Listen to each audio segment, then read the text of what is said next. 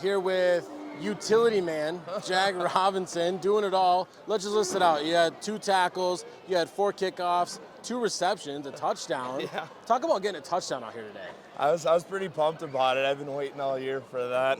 I was waiting for him to throw the play, and I saw the middle linebacker coming in, so I had an opening. Yeah, and really creativity out there from head coach and everything. Yep. That's something that we never saw last year and everything. I mean, was that by design implement for you to go out there and catch it? Yeah, that was. So whenever we were watching game film, we obviously saw that D end was sitting, and then the middle linebacker was blitzing, so the middle was wide open. So I figured I'd just go out for a pass, and it worked. And took advantage, not only that, but you're also out here for kickoffs. We saw you pre-game kind of working on it, and I feel like every time you kick the ball, you were getting better. Talk about that. I mean, were you nervous kicking and catching, which is something you don't normally do? No, I wasn't nervous. I used to kick before. Okay. I was just working on like different kind of angles, and some of the kicks obviously are off. They're going outside of the ring, so I was just trying to focus on keeping them in. Let's talk about something that you want to work towards. We're going to have a bye week next week and everything. Obviously, we want to limit some points, but what are some big things that you want to work on to help this team? Big thing I want to work on is cardio. Cardio is my biggest thing. Whenever I had the kick return on the fumble, I was running it back and I was so out of breath. So I figured if I am going to run the ball, I better get in shape for that. Plenty of time till then. Well, Jag Robinson, MVP of this game here tonight.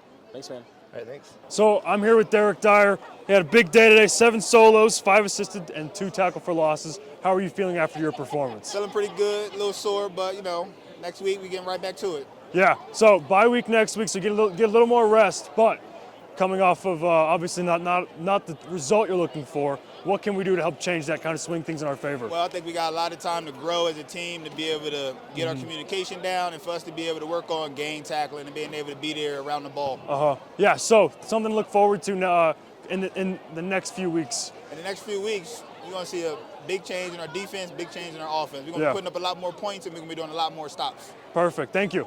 Anytime. Here with offensive line, defensive line coach Matt Wells.